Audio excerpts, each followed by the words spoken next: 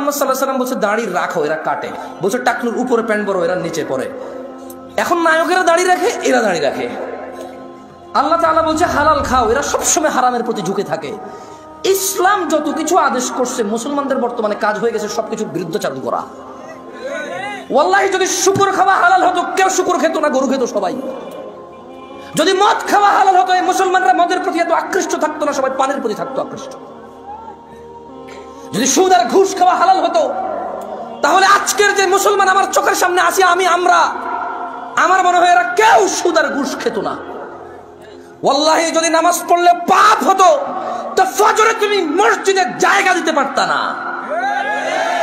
গান শুনলে পাপ হয়, কনসার্টে জায়গা হয় না। গান শুনলে পাপ হয়, কনসার্টে জায়গা হয় না। সিনেমা দেখলে পাপ হয়, ইন্টারনেটে মিলিয়ন বিলিয়ন্স ভিউ হয় ওইটার।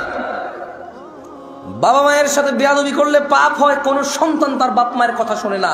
একটা সামান্য মেম্বার, ইউনিয়ন মেম্বার, ও বেটা এখন 2 লাখ টাকা খরচ করলে হওয়া যায় কি? আগের যুগ আছে সম্মান হতো। আমি রাজনীতি বক্তব্য দিচ্ছি না, ফ্যাক্ট বলতেছি। নিজের উপরে নিয়েন না কেউ। আমি রাজনীতি বুঝি কম, তাই বলি না। আমার শত্রু বানায় শুধু শুধু নিজের শত্রু বাড়াইন না। আমি নিরীহ মানুষ, মনে আপনার কষ্ট যাবে শুধু, ব্যাস। আমারও ইনশাল্লাহ কিছু করতে পারবেন না, আমিও পারবো না। আপনাদের যা করবে, যদি কিছু হয় ওটা আল্লাহর তাকদীরে আছে, আমার হবে, আপনার হলে ওটা আল্লাহর তাকদীরে আছে, তাই হবে, ব্যাস, দ্যাটস ইট। আমি ভয় পাই না তা না, এই জন্য আরো অনেক কন্ট্রোল করে বলতেছি। তো এই জন্য দেখবেন বাবা মায়ের অবহেলা। ওর যদি খালি ইউনিয়ন চেয়ারম্যানে বলে ওকে বলিস তো একটু দেখা করতে, ও লুঙ্গি কুন্ডা পড়বে, এই টেনশনে পড়ে যাবে, যাইতে হবে রে। ওর বাপ মা ওকে ডেকে পাঠাইলো, বলে যে আসতেছি, বলে দিস পরে আসতেছি। আমার একটা জিনিস বিবেচনা করে দেখলাম, যত কিছু আল্লাহ তাআলা হ্যাঁ করতে বলেছে তত কিছুর আমরা অনীহা করি। উনি বলেছে বিয়ে করো, 2টা 3টা 4টা পছন্দ মতো তৌফিক অনুযায়ী। আমরা প্রেম করি 2টা 3টা 4টা সিম দিয়ে। আপনি দেখেন, উনি বলছে বিয়ে করো 2টা 3টা 4টা, আমরা করি প্রেম 2টা 3টা 4টা। উনি বলেছে, মুহাম্মদ সাল্লাল্লাহু আলাইহি ওয়াসাল্লাম বলেছে তোমরা বেশি বেশি বাচ্চা কাচ্চা নাও, তাহলে আমার উম্মত ভারী হবে, কিয়ামত আমি বিশাল এক জনসমুদ্র নিয়ে ইনশাআল্লাহ জান্নাতে প্রবেশ করব। আমরা বলি একটা যথেষ্ট। কয়টা যথেষ্ট? একটা যথেষ্ট।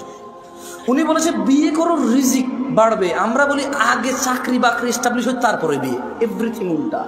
উনি বলেছে মেয়েরা মোহর পাবে, আমরা নেই যৌতুক। তুমি দেখছো? একটু চিন্তা করে দেখো না।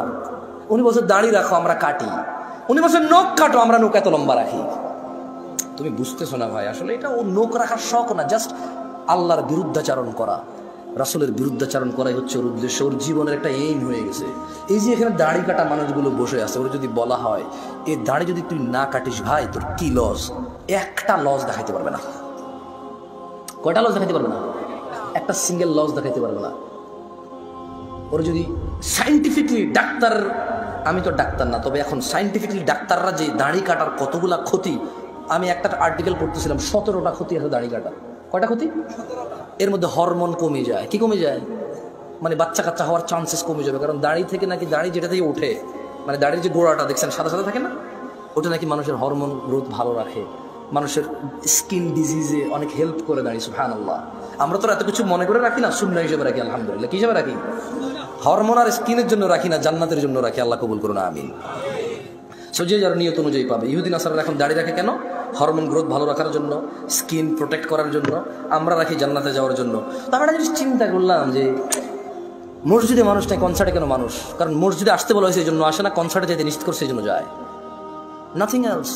আচ্ছা, শীতকালে সব মানুষ জ্যাকেট, কুর্তা, পাঞ্জাবি, জুব্বা, তারপর হচ্ছে চাদর, তোয়ালা, কানটুপি, নাকটুপি, মাস্ক, হাত মোজা, পা মোজা সব কিছু দেয়। কাউ কাছে অত্যাচার মনে হয় না এটা। কিন্তু যখনই পর্দা করার জন্য শুধু বোরখা পড়তে বলা হয়, সবার কাছে অত্যাচার মনে হয়। শীতকালে মহিলারা সৌন্দর্য দেখাবে না কেন? ওয়াই? তখন কি ওদের স্বামীর সাথে থাকা লাগে না? তখন কি ওদের বয়ফ্রেন্ডরা ছুটি নিয়ে নেয়? তখন কি ওদের বিবাহের জন্য আসা বন্ধ হয়ে যাবে? তো তাহলে শীতকালে কেন গা ঢাকে? কারণ ঠান্ডা লাগে তাই ঢাকে। গরমকালে কেন ঢাকে না? ঠান্ডা লাগে না তাই ঢাকে না। আল্লাহ বলেছে ঢাকতে, তাই ঢাকে না। মুসলিম সমাজের বাবা মায়ের, ছেলে সন্তানের, আমার আপনার সবার একটা এইম হয়ে গেছে, যেটা আল্লাহর নবী বলছে ওটার উল্টাটা করো। ওটার কি করো? উল্টাটা করো। আল্লাহ আমাদেরকে বুঝার তৌফিক দান করুন।